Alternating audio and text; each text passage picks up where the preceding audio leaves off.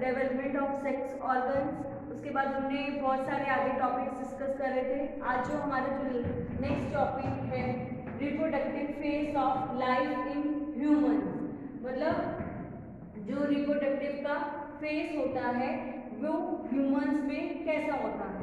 हमने हार्मोन्स के बारे में डिस्कस करा लास्ट लेक्चर में कि हार्मोन्स जो होते हैं उससे एक पर्सन की बॉडी में बहुत सारे चेंजेस आते हैं जिसके कारण वो एक चाइल्ड से एडल्ट में चेंज हो जाता है, राइट। वैसे ही जो कह रहे हैं कि जो रिप्रोडक्टिव का फेस होता है वो डिफरेंट मेल में डिफरेंट होता है, फीमेल में डिफरेंट होता है, राइट। जो एक रिप्रोडक्टिव का फेस जो मेल में बहुत लंबे समय तक चलता है, मतलब वो एक स्पर्म को बहुत लंबे टाइम तक प्रोड्यूस कर सकता है, राइट। वो 50 इयर्स तक भी एक स्पर्म को प्रोड्यूस कर सकता है। इसके कारण जो उसका जो रिप्रोडक्टिव का फेज है वो लंबे समय तक चलता है। पर एक फीमेल में जो रिप्रोडक्टिव का फेज है वो ज़्यादा टाइम तक नहीं चलता है, वो 45 इयर्स तक रिप्रोडक्टिव का फेज उसमें खत्म हो जाता है, उसके बाद वो रिप्रोड्यूस नहीं कर सकती है, राइट। मेल में इसका फेज लंबे टाइम तक चल सकता है, पर फीमेल में इसका जो फेस होता है रिप्रोडक्टिव का फेस है वो लंबे समय तक नहीं चल सकता। वो मैक्सिमम 45 इयर्स तक ही वो रिप्रोड्यूस कर सकती है, उसके बाद वो रिप्रोड्यूस नहीं कर सकती है। क्लियर? ये था रिप्रोडक्टिव का फेज। अब मेरा जो नेक्स्ट बहुत इंपॉर्टेंट टॉपिक है मेंस्ट्रुएशन। ये ध्यान से समझना, ये टॉपिक तो ही समझ में आएगा यदि तुम्हें रिप्रोडक्शन का चैप्टर 9 क्लियर हुआ होगा। था मेंस्ट्रुएशन क्या होता है। मेंस्ट्रुएशन में आपने देखा था कि मेल में स्पर्म प्रोड्यूस होता है, ठीक है। फीमेल में ओवेरी में हर मंथ में एक एग रिलीज होता है। जब वो स्पर्म और एग का फ्यूजन होता है, मतलब जब वो आपस में मिलते हैं तो फर्टिलाइजेशन का प्रोसेस कंप्लीट हो जाता है, ठीक है। जब फर्टिलाइजेशन का प्रोसेस कंप्लीट होता है तब क्या होता है, तब फर्टिलाइजेशन का प्रोसेस कंप्लीट हो गया, उसके बाद क्या बनता है, जाइगोट बनता है। जाइगोट बनने से, जाइगोट के डिवीजन होने से क्या बन जाता है, एम्ब्रियो बन जाता है, मतलब एक बेबी का फॉर्मेशन हो जाता है, राइट। जब एक बेबी का फॉर्मेशन होता है तब एक बेबी का जो डेवलपमेंट है वो कहाँ पे होता है, वो यूट्रस वॉल में होता है। जो यूट्रिन वॉल है, यूट्रस में एक बेबी आ जाता है। जो यूट्रिन का वॉल है उसी में ही एक बेबी का डेवलपमेंट होता है, क्योंकि एक यूट्रिन वॉल से ही जो सारे न्यूट्रिशन है एक बेबी को डेवलप होने के लिए चाहिए, उस यूट्रिन वॉल से ही उसको मिलेंगे। क्लियर? तो देखो, सबसे पहले क्या होता है, हर मंथ में एक बारी फीमेल की ओवेरी में एक चाहिए ओवेरी हो, दोनों में से कोई भी ओवेरी में एक एग रिलीज होगा, ठीक है।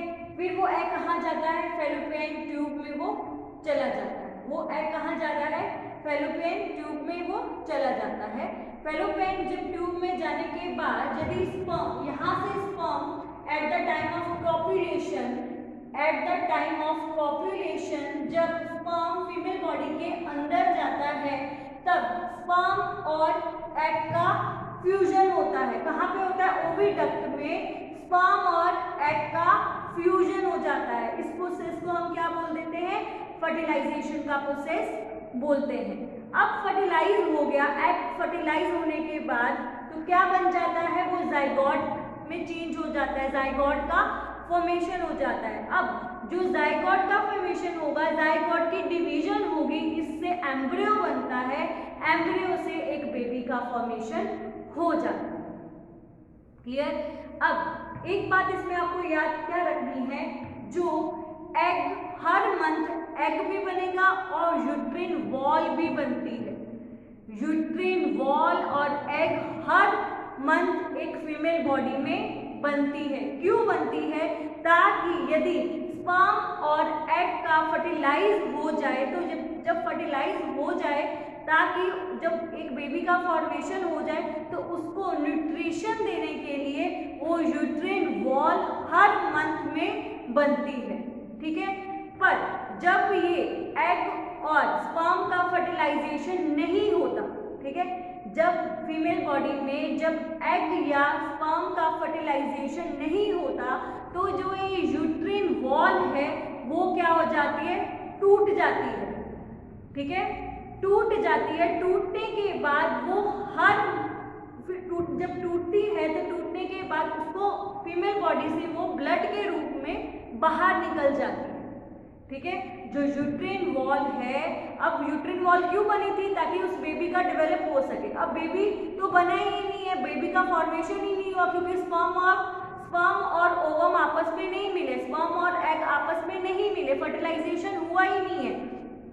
अब एग फर्टिलाइज ही नहीं हुआ तो बेबी का फॉर्मेशन ही नहीं हुआ, तो जो वॉल है, यूट्रिन वॉल है, उसका क्या काम है, वो तो अब उसका कोई काम नहीं रहा, ठीक है। तो वो क्या हो जाती है, वो टूट जाती है और फीमेल बॉडी से बाहर निकल जाती है एज अ ब्लड के रूप में, ठीक है। इसी प्रोसेस को मेंस्ट्रुएशन का प्रोसेस बोलते हैं। ये हर मंथ 20 to 30 डेज के अंदर होता है, ठीक है। ये तब होगा यदि वहाँ पे एग का फर्टिलाइजेशन नहीं हुआ है, ठीक है, एग और स्पर्म का फर्टिलाइजेशन नहीं हुआ तो ही मेंस्ट्रुएशन का प्रोसेस हो रहा है और यूट्रस वॉल टूट रही है।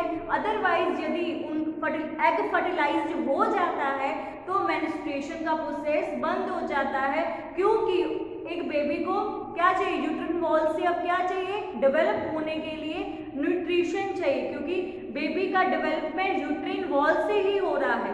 यूट्रिन वॉल से उसका डेवलपमेंट हो रहा है तो उसको न्यूट्रिशन चाहिए, इसीलिए फिर उसके बाद यूट्रिन वॉल नहीं टूटेगी। कब नहीं टूटेगी, जब एग फर्टिलाइज हो जाएगा, ठीक है। एग फर्टिलाइज तब होगा जब दोनों आपस में मिलेंगे, ठीक है, जाइगोट का फॉर्मेशन होगा, फिर जाइगोट से एम्ब्रियो बनेगा, एम्ब्रियो से बेबी का फॉर्मेशन होगा, तब क्या होगा, यूट्रिन वॉल से उसको न्यूट्रिशन मिलेगा, तब मेंस्ट्रुएशन का प्रोसेस नहीं होगा, तब वो बंद हो जाएगा। क्लियर। जब मेंस्ट्रुएशन का प्रोसेस तभी होगा जब एग फर्टिलाइज्ड नहीं होता है। एग फर्टिलाइज्ड नहीं होगा मतलब स्पर्म और एग से वो उनके फ्यूजन नहीं होगा, उनका फर्टिलाइजेशन नहीं होगा, तब ही यूट्रिन वॉल नहीं होगा, तब ही यूट्रिन वॉल क्या होगा, ब्रेक होगा और वो ब्लड के रूप में फीमेल बॉडी से बाहर निकलेगा, ठीक है। इसका प्रोसेस 20 to 30 डेज के बीच में होता है, हर मंथ होता है इसका प्रोसेस। तो ये ही मेंस्ट्रुएशन का प्रोसेस। क्लियर। देखो, the uterine wall in female prepares itself to receive the developing fertilised egg. अब यूट्रिन वॉल जो फीमेल में क्यों बनती है, ताकि जो यदि एग फर्टिलाइज्ड हो जाए तो उस बेबी की डेवलपमेंट के लिए वो यूट्रिन वॉल बनती है, ओके। फिर in case there is no fertilisation the thickened lining of the uterine, ये जो लाइनिंग है ये यूट्रस है, ठीक है, ये यूट्रस है, ये उसकी जो वॉल है, ठीक है, यहाँ ही बेबी का डेवलपमेंट होता है। अब यदि फर्टिलाइजेशन नहीं हुआ है तो ये जो वॉल होती है, ये जो थिक वॉल है, वो क्या हो जाती है, टूट जाती है और वो ब्लड के साथ बॉडी से बाहर निकल जाती है। Clear. This blood in women is called the menstruation, इसको मेंस्ट्रुएशन का प्रोसेस बोलते हैं। और वंस एक जो मंथ में एक बार ही होता है आफ्टर 20 to 30 डेज के बाद, ठीक है। हर मंथ ये प्रोसेस रिपीट होता है, तब तक रिपीट होता जाएगा जब तक एक एग फर्टिलाइज्ड नहीं होगा, ओके। फिर जब भी इसकी स्टार्टिंग होती है, ठीक है, जब इसकी पुबर्टी के एज के टाइम इसकी जब स्टार्टिंग होती है मेंस्ट्रुएशन प्रोसेस की, तब इसको मेनार बोलते हैं। क्या बोलते हैं, मेनार बोलते हैं, जब इसकी स्टार्टिंग हो रही है, ठीक है, at the time of puberty, जब पुबर्टी की एज स्टार्टिंग होती है तब इसकी मेंस्ट्रुएशन की प्रोसेस की स्टार्टिंग हो जाती है, तभी तो उसमें एक रिप्रोडक्शन के सारे गुण आ जाते हैं, सारी कैपेबिलिटी आ जाती है, क्योंकि ये मेंस्ट्रुएशन का प्रोसेस शुरू हो जाता है। जब ये शुरू होता है तो उस प्रोसेस को मेनार बोलते हैं, पर जब ये खत्म हो जाता है 40 to 45 ईयर्स में एक फीमेल में ये प्रोसेस प्रोसेस फिनिश्ड हो जाता है। कईयों में 45 टू 50 ईयर्स के बीच में फिनिश्ड होता है। जब ये प्रोसेस फिनिश हो जाता है तो उस प्रोसेस को मेनोपॉज बोलते हैं। क्या बोलते हैं? मेनोपॉज बोलते हैं। और जब स्टार्टिंग हुआ है तो मेनार बोला जाता है। क्लियर? ये था मेरा मेंस्ट्रुएशन का प्रोसेस। इजी है, कुछ नहीं है, बस अच्छे से समझना है। आप इस वीडियो को 2 से 3 बार देखोगे तो ये प्रोसेस आपको पूरा अच्छे से समझ में आ जाएगा। ये इसीलिए इस प्रोसेस को समझने से पहले आपको रिप्रोडक्शन का जो चैप्टर नंबर 9 करवाया था उसके सारे टॉपिक क्लियर होंगे तो इसमें कोई दिक्कत नहीं होगी। वही है सब। क्लियर? आज का यहाँ का टॉपिक ये फिनिश हो गया है। नेक्स्ट हम नेक्स्ट वीडियो में शुरू करेंगे। आज का जो मेरा था मेंस्ट्रुएशन का प्रोसेस वो यहाँ पे कंप्लीट हो गया है।